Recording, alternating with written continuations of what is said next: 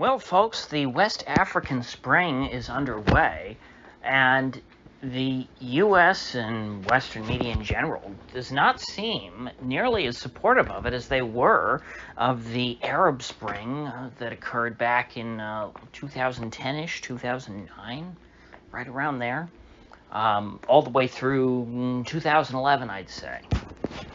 Well, across West Africa, we just talked about Niger this past week.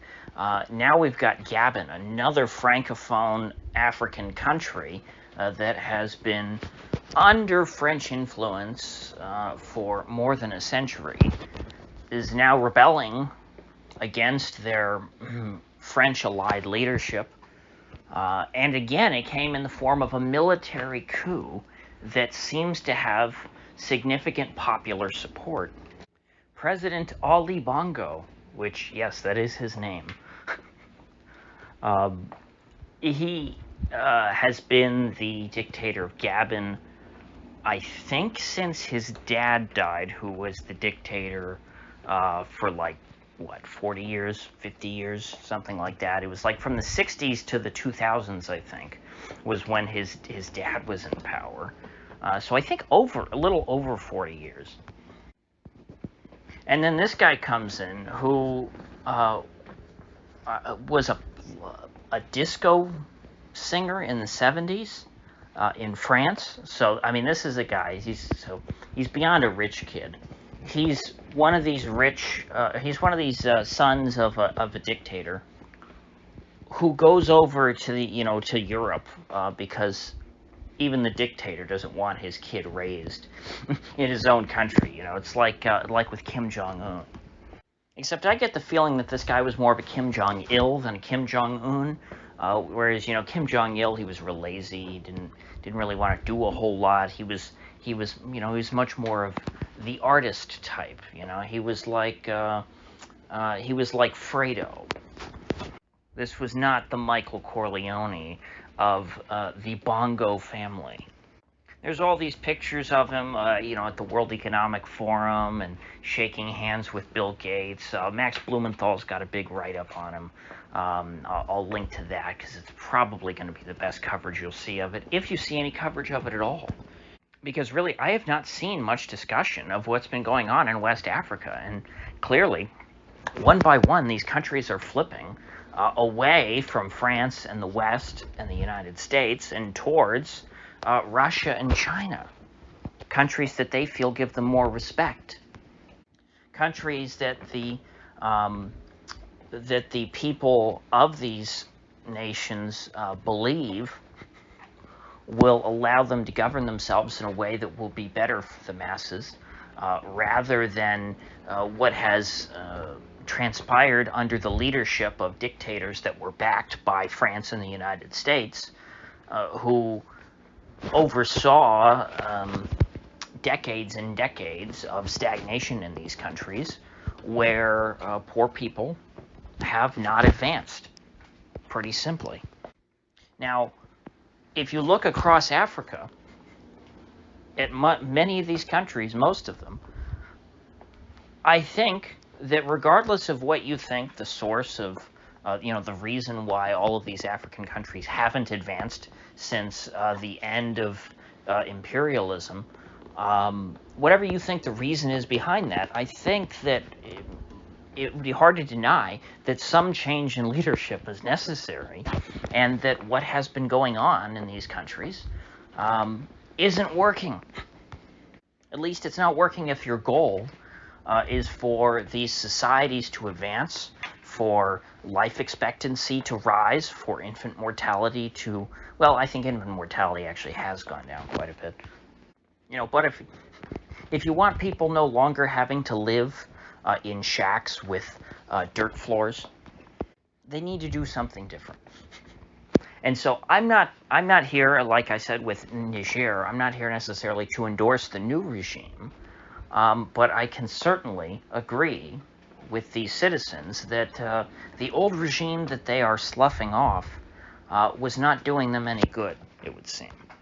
Gabon has been ruled by the same family since the French officially decolonized back in the 60s. I think it was in the 60s. Maybe, no, I don't think that France left Gabon in the 50s. I think Ghana was the first officially, like, decolonized African state, and that's in West Africa, and it was British, it was not French. And that was in 58, so pretty sure the French did not decolonize anywhere until the 60s. And I do feel bad for people who are born into these countries. If I were in their position, I would certainly want things to be different than how they have been, because if you're born into a country like this, there is very little opportunity, and you don't really have a chance at making a good living unless you are able to emigrate somewhere else. And that's not a good option. I don't think that it's good to have societies where people have to flee and move to another part of the world just so that they can have a decent life. That's not good for individual people. It's also not good for societies to have your best citizens, everyone who's worth a damn, essentially fleeing the country. I think most people and most societies would be better off if people grew up, worked, and lived their lives within, the same community. I'm not saying people shouldn't be allowed to move to other places, but I think the more that people do that, the less cohesive any given society becomes. The new societies that they move to are less cohesive because you have more outsiders, and the old society is less cohesive because you're having a brain drain that makes the whole less productive. And so it'd be nice to see some leaders sprout up in Africa who are like, the president of El Salvador, who likewise is hated by the West and the United States, but seems to have, in a short period of time, made some massive strides in improving the well-being of his citizens. Now, with that said, do I really have a whole lot of faith that the new military, juntas in these West African countries are, enlightened statesmen who are going to just absolutely, rid their countries of crime and rapidly, grow the economy, embrace hard money, all these things that would be, that would benefit their society? No, I don't think that the people who take over in these military juntas, know much of anything. But if you have a lot of turnover in these countries, they might be marginally better, or some of them by accident might actually be a decent, might make a decent leader. It's like when Mugabe was finally overthrown in a coup at the age of like 97. It wasn't a very hard call for me to look at that and say, well, the new guy will probably be a little better than Mugabe. It wasn't a hard call to make, because you had Mugabe over a period of over 4 years take what was the richest country in Africa and make it, at certain times I think they actually were the poorest country in Africa, but if not one of the poorest countries in Africa, where people were, it used to be people wanted to emigrate to what became Zimbabwe, and under Mugabe's tenure, people en masse were fleeing Zimbabwe, trying to get into South Africa or anywhere else that would take them because they were starving. And so when you have a country that is in that bad a shape and there's a military coup, odds are the junta is going to do a better job.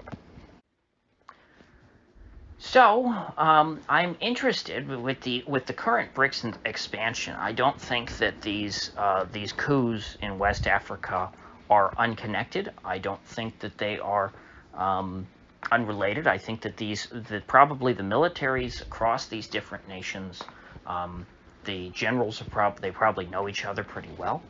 These are not massive countries. They're pretty close together.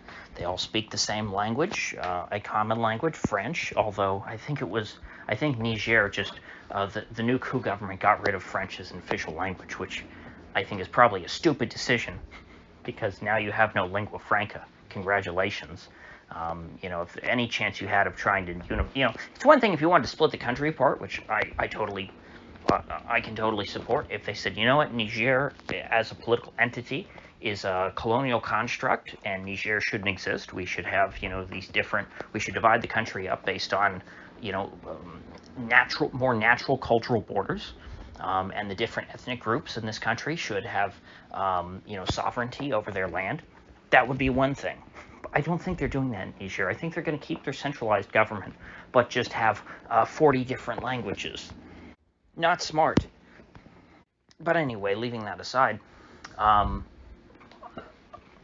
imagine that these countries are going to jump on the BRICS bandwagon, and hopefully, if BRICS comes up with a hard money currency, a real hard money currency, that will help.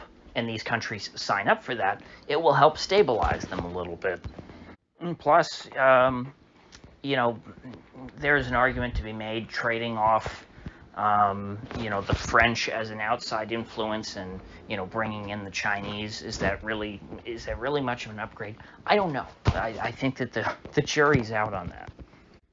I think that there is a good chance that if there are natural resources to exploit, that perhaps the Chinese will just exploit these countries the same way that the French have. But you know what? You know, the French had decades and decades uninhibited, and the results for these people have not been fantastic. And so I think they're just willing to try anything else. So with that said, I will see you folks back here tomorrow.